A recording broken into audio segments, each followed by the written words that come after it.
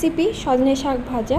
সজনে শাকের উপকারিতা আমরা সবাই জানি, কিন্তু বাড়িতে অনেকেই সজনে শাক খেতে চায় না। এভাবে যদি আপনি সজনে শাক ভাজা করেন, সবাই কিন্তু চেটে পুটে খাবে। নমস্কার বন্ধুরা, টেস্টি ডিশেস বাই রুমা চ্যানেলে আপনাদের সকলকে স্বাগত জানাই। সজনে শাক ভাজা করার জন্য আমি ফ্রেশ সজনে শাক নিয়েছি। সজনে শাকগুলোকে এবার আমি বেছে নেব। সজনে শাক বাছা কিন্তু খুব সহজ, খুব সহজেই কিন্তু সজনে পাতাগুলো আলাদা করা যায়। আমি এভাবে সবগুলো পাতা বেছে আলাদা করে নিয়েছি। চেষ্টা করবেন একটু কচি কচি পাতা নেওয়ার। এবার শাকগুলো ভালো করে ধুয়ে নিতে হবে। আমি 3 থেকে 4 বার শাকগুলো ভালো করে ধুয়ে নিয়েছি। শাকটা ভাপিয়ে নেব, এর জন্য কড়াতে জল দিয়ে দেব, দিয়ে এর মধ্যে শাকগুলো দেব। শাকের কালারটা যাতে পরিবর্তন না হয় সেজন্য অল্প পরিমাণে একটু চিনি দেব, দিয়ে ভালো করে উপর নিচ করে নেব।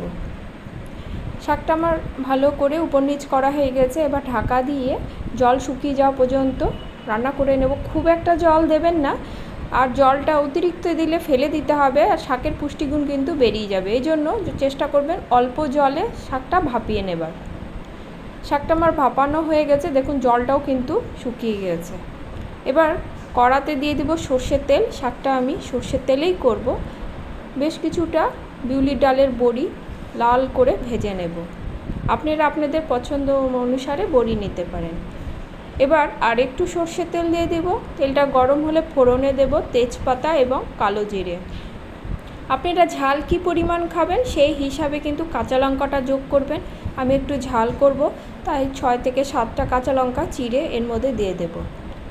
এবার একটা মাঝারি মাপের পেঁয়াজ ঝুরি ঝুরি করে কেটে নেব, সেটা আমি এর মধ্যে দিয়ে দেব। পেঁয়াজটা আমি ভালো করে ভেজে নেব। খুব একটা লাল করে ভাজার দরকার নেই, মজে আসা পর্যন্ত কিন্তু পেঁয়াজটা ভাজতে হবে। পেঁয়াজটা আমার বেশ মজে এসেছে। এবার আমি এর মধ্যে দিয়ে দেব আলুগুলো কিন্তু একটু ঝুরি করে কেটেছি, খুব সরুও নয় আবার খুব একটা মোটা নয়। একটা ছোট মাপের আলু আমি এর মধ্যে দিয়ে দেব। আলুটা দিয়ে এর মধ্যে আমি দিয়ে দেব নুন আর দেব হলুদ। নুন হলুদ দিয়ে গ্যাসের ফ্লেমটা কিন্তু লোতে রাখতে হবে, দিয়ে ভালো করে মিশিয়ে নেব। ঢাকা দিয়ে আমি রান্না করব, এতে আলু আর এবং পেঁয়াজটা কিন্তু ভালোভাবে সেদ্ধ হয়ে যাবে। মিনিট 3 পরে ঢাকা খুলে দেখে নেব। দেখুন আলু আর পেঁয়াজটা কিন্তু বেশ ভাজা ভাজা হয়ে গেছে এবং সুন্দরভাবে সেদ্ধ হয়ে গেছে। এভাবে ঢাকা দিয়ে রান্না করলে আলু এবং পেঁয়াজ ভাজাটাও তাড়াতাড়ি হয় এবং আলুটাও কিন্তু সুন্দরভাবে সেদ্ধ হয়। এবার আমি এর মধ্যে ভাপানো শাকটা দিয়ে দেব। শাকটা দিয়ে ভালো করে মিশিয়ে নেব।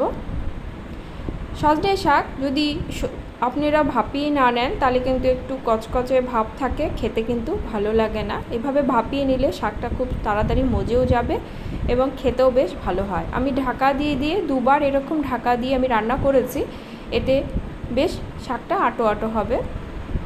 শাকটা দেখুন অনেকটাই মজে এসেছে। এবার দিয়ে দেবো অল্প পরিমাণে নুন। আমি যেহেতু আলু ভাজার সময় নুন আর হলুদ দিয়েছিলাম, তাই অল্প পরিমাণে নুন দিলাম। আর টেস্ট ব্যালেন্স করার জন্য অল্প চিনি দিয়েছি, এটা অপশনাল, না পছন্দ করলে নাও দিতে পারেন। সব উপকরণ দিয়ে এবার আমি শাকটা ভালো করে ভেজে নেব।